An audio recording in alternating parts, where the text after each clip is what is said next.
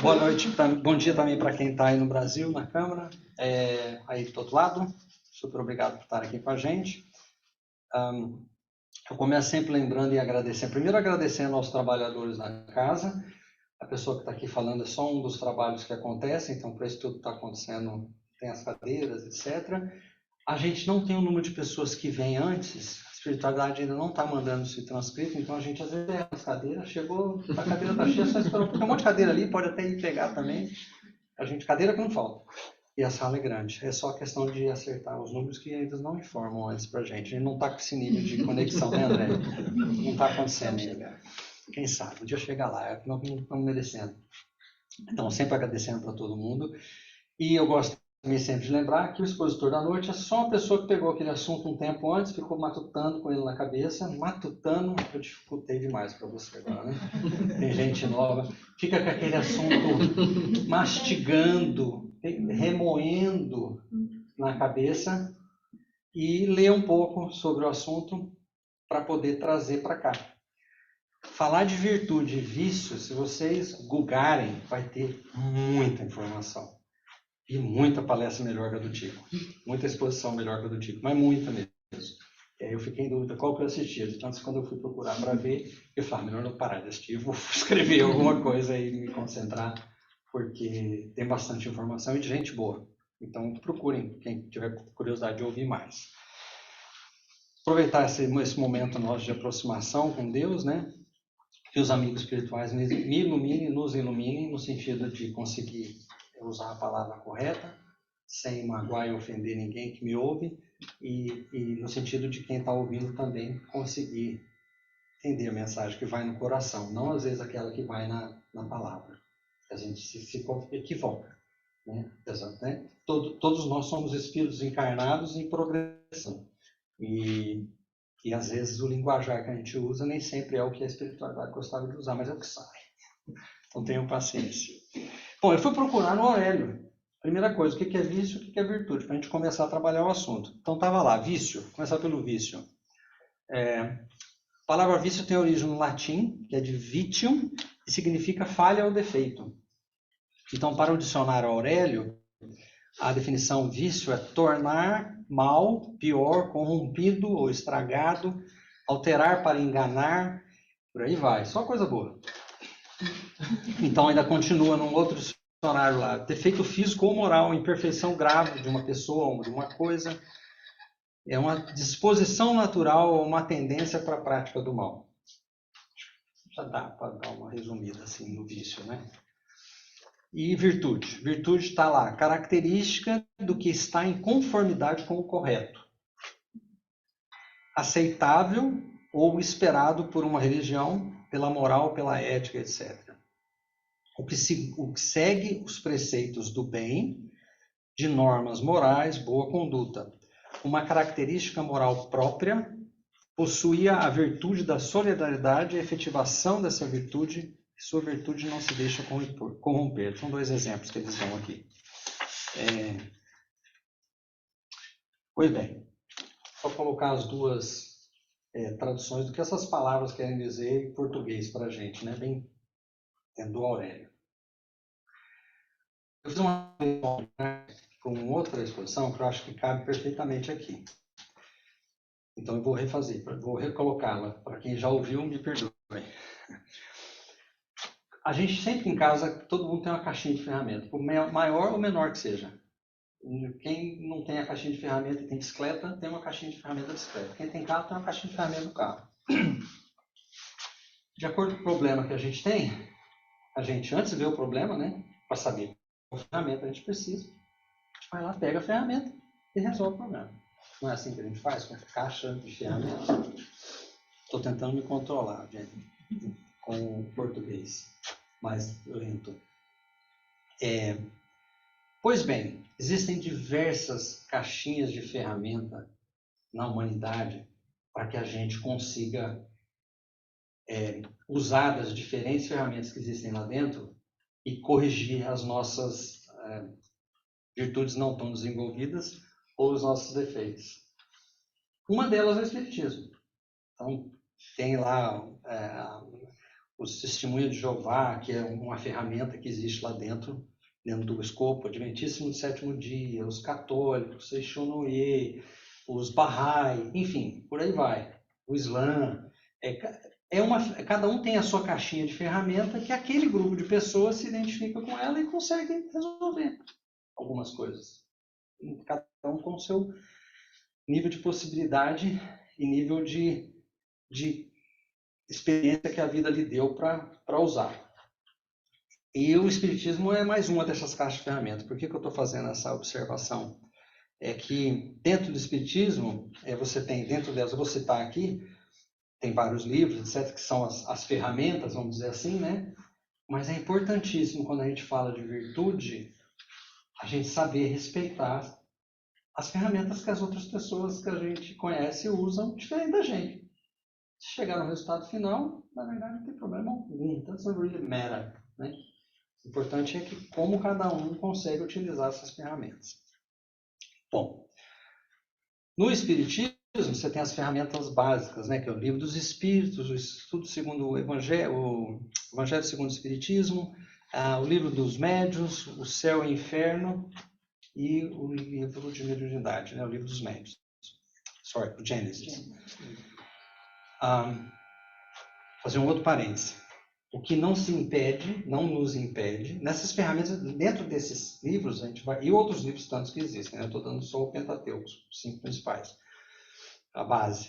O que não nos impede sempre de levar para o exame da razão e questionar as leituras que a gente faz dos mais diversos livros, porque a sociedade evolui, a gente aprende, a gente cresce, e o Kardec fala em diversas partes da literatura, traga para a razão, né? Traz para a razão e vê se faz sentido com os ensinamentos do Cristo. Não faz, se questione. Então, nada impede de questionar. Voltando no tema, falando em virtude, no Livro dos Espíritos, eu fui buscar lá o capítulo 12, que fala da perfeição moral. Ele tem da 893 a 919, então tem bastante pergunta e resposta, tem algumas riquíssimas respostas lá, eu vou me concentrar no 918. Mas quem quiser ler, capítulo 12 do Livro dos Espíritos, trata do assunto completo. Assim, eu acho que está bem legal ali, dá para ter bastante informação ali. Dos vícios e das virtudes, trata dos 2 pontos. Na resposta 918, em resumo, a pergunta é: quais são os caracteres da perfeição? Né? Como que eu identifico o homem de bem? E a primeira resposta do Espírito é assim: o Espírito prova a sua elevação quando todos os atos de sua vida corporal representam a prática da lei de Deus e quando antecipadamente compreende a vida espiritual. Antecipadamente porque o cara está encarnado. Então, antes de desencarnar, ele já compreende o que é importante na vida espiritual. É aquele exercício que eu já falei aqui várias vezes em outros temas. A gente está preparado para desencarnar? Porque quando a gente desencarna, a leitura não exige mais a fala e a recepção. É só de pensamento. Estou preparado? Eu olho, já transmito o que eu estou pensando. Não preciso. Estou preparado? Porque às vezes a gente fala algumas coisas, mas pensa outras. Será? Eu acho que é bem comum. Pelo menos para mim, que sou um espírito bem em evolução aí, mas então esse exercício sim que a gente tem que se fazer às vezes, né? Principalmente quando a gente pensa algo que, nossa senhora, mas por que eu estou pensando? Quando você se questiona, quando a gente se questiona em relação a um pensamento, reflete, porque se a gente está se questionando sobre o pensamento, será que eu estaria preparado para aquele irmão ouvir o que eu pensei dele? Esse é o ponto, né? Uma outra parte que eu vou fazer antes de continuar aqui. Às vezes, quando a gente faz a exposição aqui, a gente comete o equívoco de falar você e vocês. O correto é usar nós, porque nós estamos tudo no mesmo barco. Então, se eu usar, vocês me desculpem, não foi intencional, porque escapa. De novo, eu de linguagem. Então, toda vez que eu disser você ou vocês, eu estou querendo dizer nós. Me perdoem, porque o certo é esse. Eu falo nós. Então, tudo igual. Eu só estou trabalhando no assunto. Não significa que eu tenho muitas virtudes, muito pelo contrário. Poderia trabalhar o assunto dos vícios muito melhor do que o da virtude, mas vamos lá.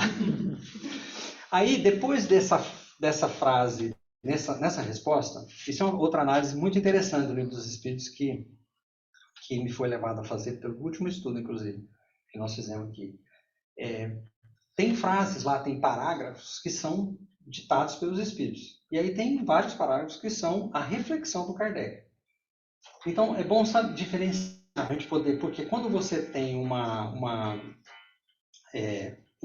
mensagem psicografada, é uma mensagem espiritual. A análise do Kardec é uma análise dele em cima de tudo o que ele compilou. Então, o que eu estou querendo dizer assim, é uma linguagem do encarnado.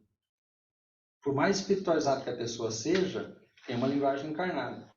Pode sempre questionar. Só isso que eu estou querendo dizer. Não estou dizendo que está errado, está certo, não. Estou só querendo dizer que a gente tem que refletir. Especificamente nessa, eu acho que está bem legal, mas podemos refletir sempre. Isso eu acho. Talvez alguém que está aqui não ache. Que that's ok. Então ele fala assim, dando sequência à resposta, lá depois tem um parágrafo enorme, depois, pratica a lei de justiça, amor e caridade na sua maior pureza. Continua, é bondoso, é humanitário, é benevolente para com todos, porque vê irmãos em todos os homens, sem distinção de raça nem de crença. Não podia ser mais atual essa frase do Kardec. De novo, é do encarnado essa frase. Não é uma mensagem espiritual. Mas não podia ser mais atual do que a realidade que a gente tem vivido atualmente. É indulgente para com as fraquezas alheias e não é vingativo. Nossa, não é vingativo. Também não podia ser mais atual. Talvez tenha sido só eu que tenha passado por isso, mas umas semanas atrás, esse negócio de eleição, final de eleição, parará. Tem relado umas discussões interessantes. Em alguns grupos, bem interessantes mesmo, que somam, e outros grupos nem tanto interessantes, assim, um pouco desrespeitosos, etc., perdendo um pouco o mais importante, que é a relação com as pessoas, em função do time que eu estou torcendo. É uma pena isso, né? Porque quanto que será que eu estou sendo indulgente, se a gente quiser chamar de fraqueza aquilo que pensa diferente de mim, e quanto será que eu estou sendo vingativo? Quantas bandeirinhas eu mandei para o outro falando, quantas vezes eu fiz isso? Isso não soma, é vingança. Quando será que a gente está agregando? Quando será que a gente está respirando antes de provocar ou de retrucar? Né? Eu acho que esses exercícios não por acaso acontecem. Quem é brasileiro aqui, tem dois que não são, né? Mas o restante eu acho que é todo brasileiro, de alguma maneira está inserido nessa discussão. Quanto que a gente está sendo conciliador? Não tem outro jeito. Tem uma parábola lá das ovelhas, né? Não tinha 99, uma escapou. O que o pastor fez? Diz Jesus na parábola dele, largou os 99 e foi lá pegar outra vez. Porque não tem outro jeito. Todo mundo vai ter que chegar no mesmo lugar. Se é assim, eu não consigo ter a separação. Nós precisamos nos unir de alguma maneira, por mais que a gente pense diferente. E tentar entender a diversidade. Bom, isso é um outro tema, mais longe.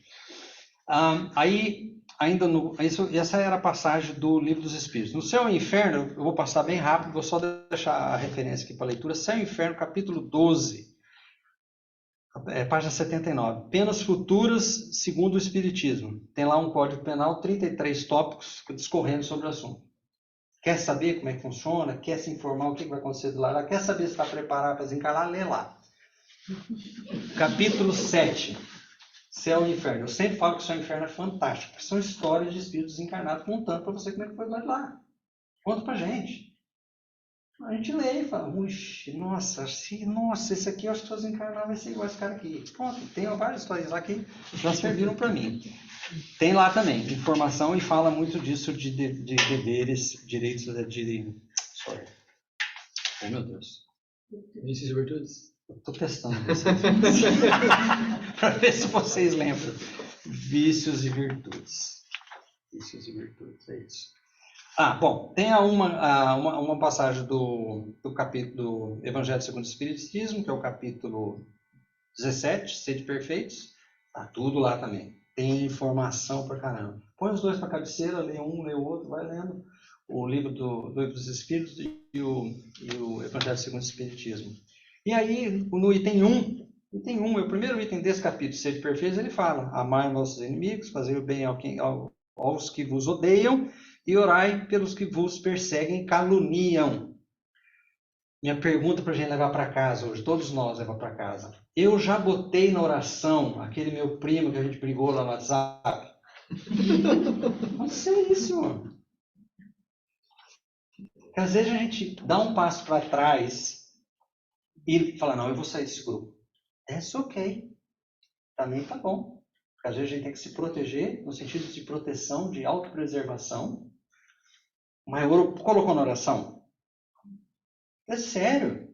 Coloca na oração. Olha, eu queria muito fazer as pazes com o Antônio lá, porque o Antônio fez isso comigo, brigou comigo. Olha que tá bom o que ele fez, mas ó, que a gente consiga se alinhar, põe aí e tal. Põe na oração, simplesinho. Começa a rezar pelo aquele cara que você brigou. O irmão, primo, né? Tô falando primo, mas tem irmão, mãe, pai, tem de tudo. N história. Tenho certeza que se a gente abrir aqui, não para de falar sobre as histórias que tem. Tá lá. Item 1. É um dos itens das virtudes, né? Amar o inimigo. Que também vale uma outra exposição só para falar sobre o inimigo. Que o inimigo nem sempre é inimigo, mas enfim, é um outro bate-papo. É o caminho de ser perfeito. No item 8 desse mesmo capítulo 17, ele fala sobre virtude, especificamente sobre virtude. A virtude, no mais alto grau, é o conjunto de todas as qualidades essenciais que constituem o homem de bem. Então, eu pus uma lista aqui, porque eu não vou lembrar tudo, porque quando a gente tem, fica mais fácil lembrar, quando não tem, fica difícil. Ser bom, caritativo, laborioso, sóbrio, modesto, são qualidades do homem e mulher virtuosos, né? E caritativo tem até uma parte interessante na passagem, que ele fala que caritativo sem alardeamento, né? Porque na medida que você alardeia, que você conta para todo mundo que você é caritativo, esse é alardear. Não é mais, você já não está sendo mais um caritativo de coração puro, né? Se eu preciso contar para os outros que eu fiz, não faz muito sentido. Eu até fico super acanhado quando eu tenho que contar aqui dos projetos que a gente tem, por conta de ser o canal, mas não tem outro jeito, a gente tem que contar porque a gente quer que as mais pessoas se engajem, né? Dos inúmeros, dos 2 ou 3 projetos que a gente tem aí. No meu coração não vai nenhuma intenção de bandeirar, não é que o Tico está fazendo, é só que o Tico é que começa, puxa a fila, só isso. Nenhuma outra pretensão. E é isso, acho que a passagem quer dizer. Que mais vale a virtude com modéstia do que ela com esse resquício de orgulho. Quando a gente põe orgulho, põe egoísmo no mesmo, as virtudes se deterioram, né? Elas desaparecem. Tem um outro livro ótimo, que eu acho que eu vou entrar nesse texto logo, senão não vou conseguir falar, de um livro que chama Jesus no Lar. Alguém já leu? Jesus no Lar é um livro pequenininho assim, já leu? Ótimo, né? Não me deixa mentir sozinho, não é? Não, é muito bom. O Jesus no Lar é pequenininho. Espírito Neio Lúcio é do Chico. O Chico psicografou. E para quem não faz Evangelho no Lar, inclusive, ótimo livro para fazer Evangelho no Lar sozinho. Pega o livro, abre lá, lê a passagem, reflete sobre a passagem, está feito o Evangelho no Lar. Ora, faz uma oração, lógico, começo no final, está feito o Evangelho no Lar. Um ótimo caminho, porque são evangelhos nos lares quando os apóstolos viajavam. Esse é o contexto do livro. Então, cada capítulo é um evangelho.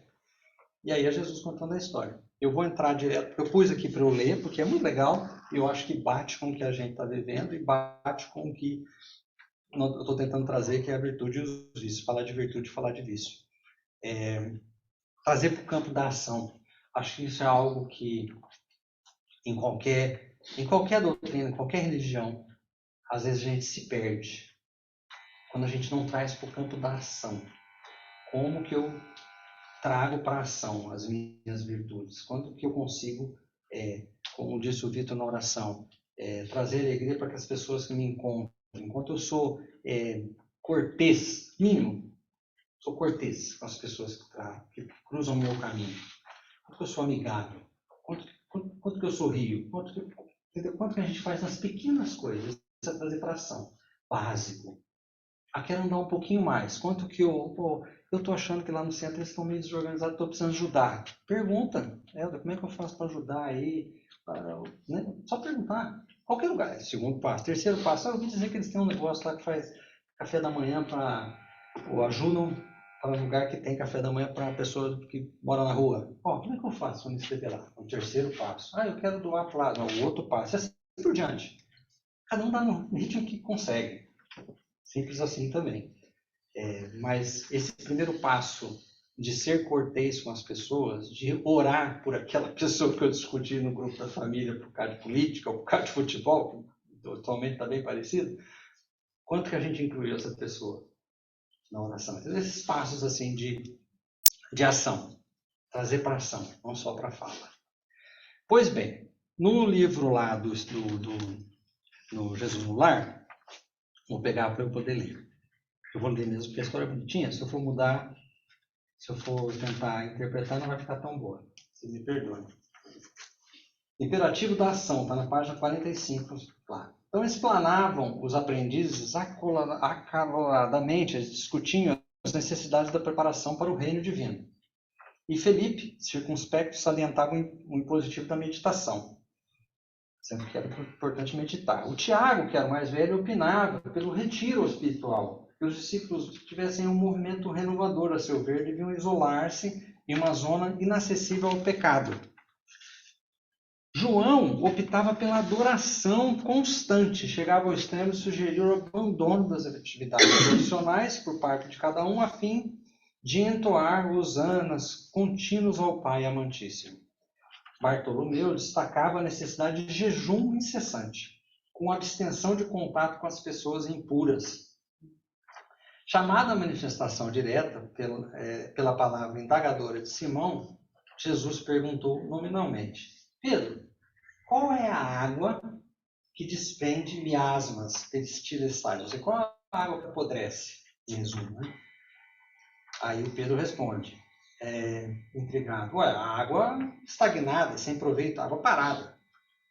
Sorridente, e o Jesus se dirige ao filho de Alfeu, indagando: Tiago, qual é o peixe que flutua inerte na onda? O peixe morto, senhor. Ele, desapontado, meio que desapontado, respondeu para Jesus: Bartolomeu, qual é a terra que se enche de matagais daninhos à plantação útil?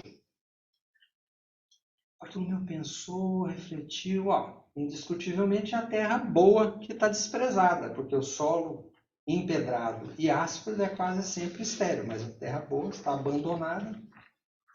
E o mestre, evidenciando a satisfação, que deixava claro que estava muito satisfeito com a resposta, estava indo para o caminho que ele queria, concentrou a atenção em Tadeu e inquiriu: Tadeu, qual é a túnica que se converte em ninho da traça destruidora? É a túnica que não é usada, jogada num canto. E aí, com expressivo gesto, ele interroga Judas: o que acontece ao talento sepultado? Perde-se por inútil, senhor. Ele morreu, né? Sepultou um talento. Logo após, assinalou com o olhar os filhos de Zebedeu e falou mais incisivo: Tiago, onde se acoitam as serpentes e os lobos? Nos lugares em ruína, nos lugares em abandono. André, disse o Cristo, fixando o irmão de Pedro, qual é em verdade a função do fermento? Mestre, a missão do fermento é dar vida ao pão. Em seguida, pousando no sorriso orar penetrante e doce de Jesus, que diversas vezes é relatado nesse livro, inclusive, ele acrescenta bem-humorado: o tempo está repleto de adoradores, e a miséria rodeia Jerusalém.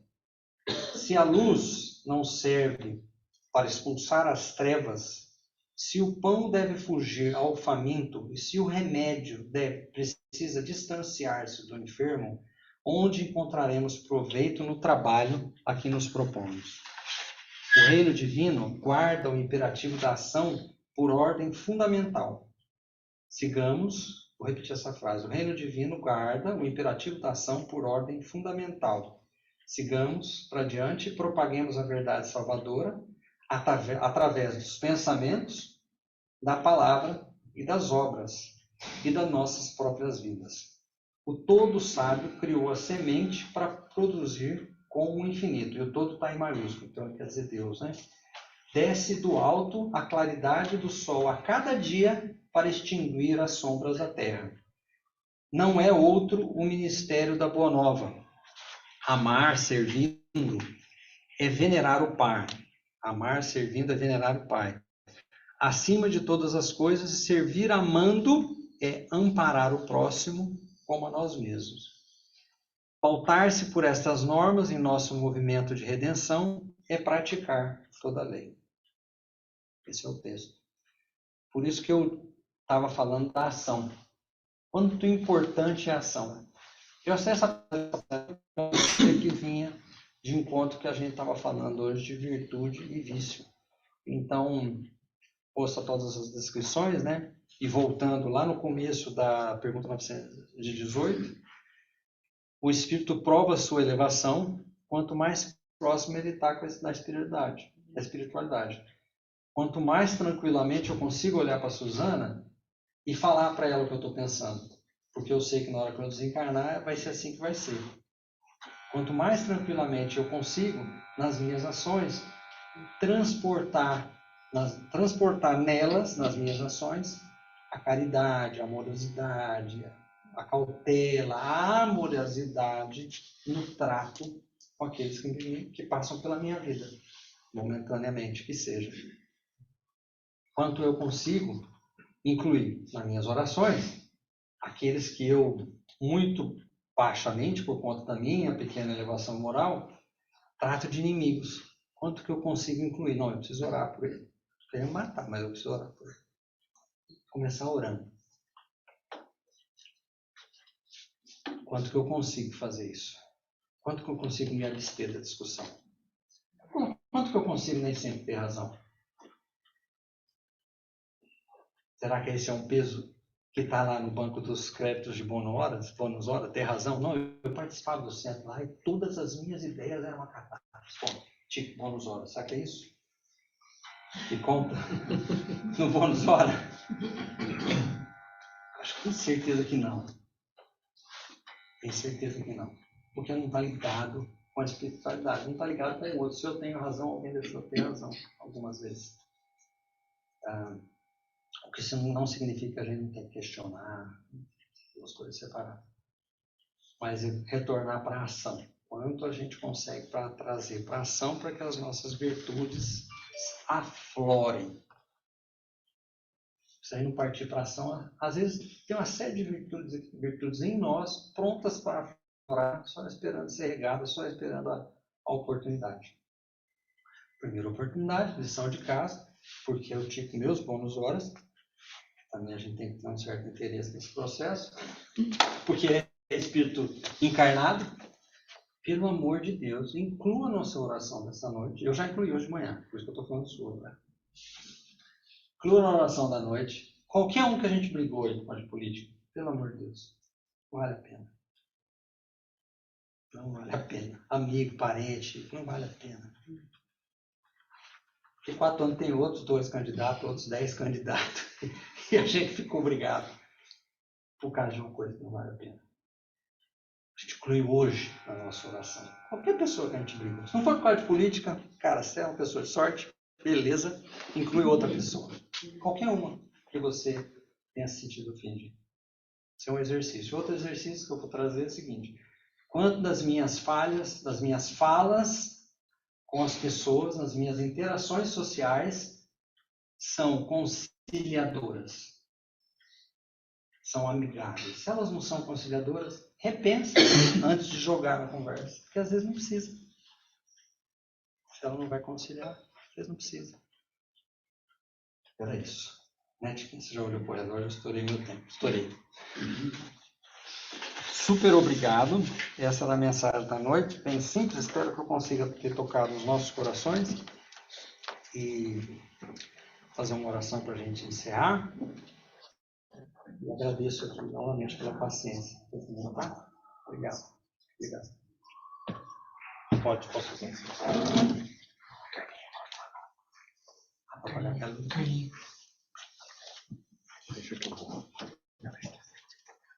Aí vocês fiquem à vontade. Quem quiser fechar o olho, fecha o olho. Uma dica para quem fez na hora do passe, que nunca fez antes, se nunca te disseram isso antes, quando estiver sentado, põe a mão para cima na hora do passe.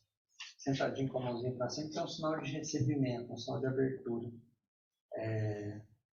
É simbólico, mais do que qualquer coisa, porque o passe é um passe espiritual, né? O passista é só um veículo, mas é uma dica de, assim, um sinal de abertura, um sinal que está querendo receber, se abrindo para o passe espiritual.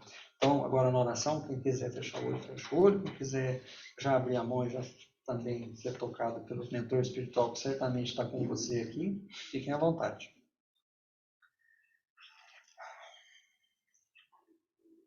Obrigado, Pai de amor, pelo dom da vida.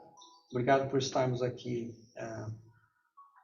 presentes nesse momento, estar aqui reunidos. Que o Senhor permita, ó Pai, que todos aqueles que estão aqui ou que estiveram aqui, os amigos encarnados e desencarnados, que eles sejam tocados pelos irmãos da Casa Espírita São Francisco de Assis, e os irmãos do mundo espiritual que estão sempre nos protegendo, amparando e apoiando nos trabalhos. Que o Senhor permita que as palavras da noite encontrem espaço no nosso coração e se transformem em ação no nosso dia a dia. Que todos chegarem a nós sintam a paz, a sabedoria, o amor, a fraternidade, a caridade, a piedade nos nossos atos, nas nossas palavras e, se possível, em pensamentos. Que as nossas orações estejam carregadas do perdão, que as nossas orações estejam carregadas do entendimento. Entendimento fraterno, entendimento respeitoso, entendimento das diferenças, e que a gente tenha em mente sempre o outro nos nossos pedidos. Que o Senhor permita que nesse momento de união de pensamentos, todos aqueles que passam por momentos de maiores dificuldades, nos hospitais, nas prisões, que estão nas ruas, sem família, que essas pessoas sejam tocadas e amparadas pelo amor do Cristo. Que os mensageiros do Cristo, mensageiros do Mestre, toquem vossos corações, dando resignação, dando-lhes força para seguir adiante. E que a humanidade consiga encontrar caminhos de redenção, caminhos no sentido da partilha, no sentido da união de todos nós em prol da possibilidade de termos todos chances iguais. Rogamos também à equipe de passe que ela esteja ao lado dos passistas essa noite, transmitindo a energia de amor, e que eles sejam fios condutores, espalhando essa luz, essa energia para os amigos encarnados e para aqueles desencarnados que estejam na Câmara de Paz. Que assim seja.